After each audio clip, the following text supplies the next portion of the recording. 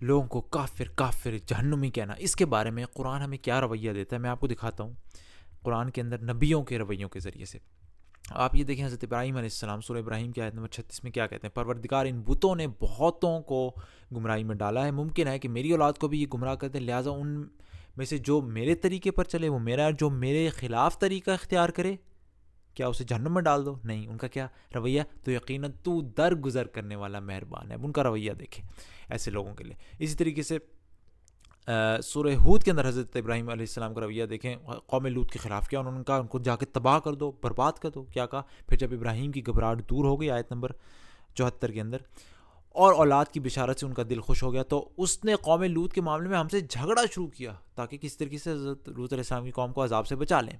اسی طریقے سے سورہ مائدہ کے اندر حضرت عیسیٰ علیہ السلام، یہ غالباً قیامت کے دن کا منظر ہے، سورہ مائدہ کی آیت نمبر 118.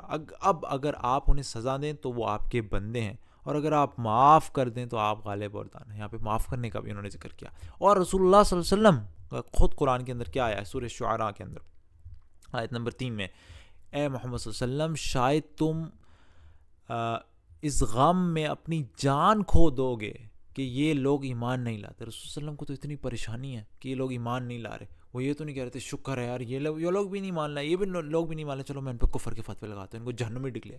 یہ تو غم ہے، رسول اللہ صلی اللہ علیہ وسلم کو غم ہے اس بات کا کہ لوگ ایمان نہیں لا رہے. اور اسی طریقے سے سورہ کہف کے اندر آیت نمبر 6 کے اندر رسول صلی اللہ علیہ وسلم کا آپ رویہ دیکھیں.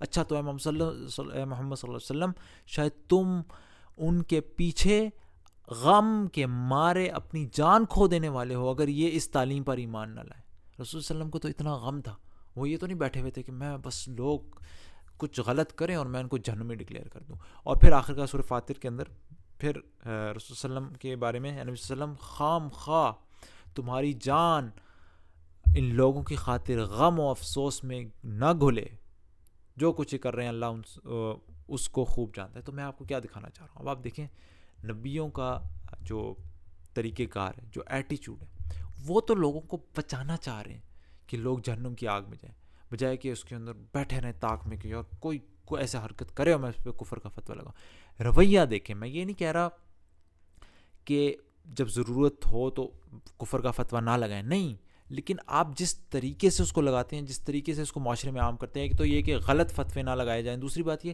جس طریقے سے اسے عام کیا جائے کہ کس رویے سے وہ فتویٰ لگایا جا رہا ہے، کس طریقے کے جذبات عوام الناس میں ان فتووں سے جا رہے ہیں کہ کیا عوام اس سے دیکھ کے یہ بیٹھ رہی کہ واہ واہ واہ فتویٰ لگا، ان کو چھوڑنا نہیں، ان کو جہنم. ہم مسلمان انسانیت کی ہمدردی کے لیے پیدا کیے گئے، ہمیں زیادہ سے زیادہ لوگوں کو جہنم سے بچانا ہے.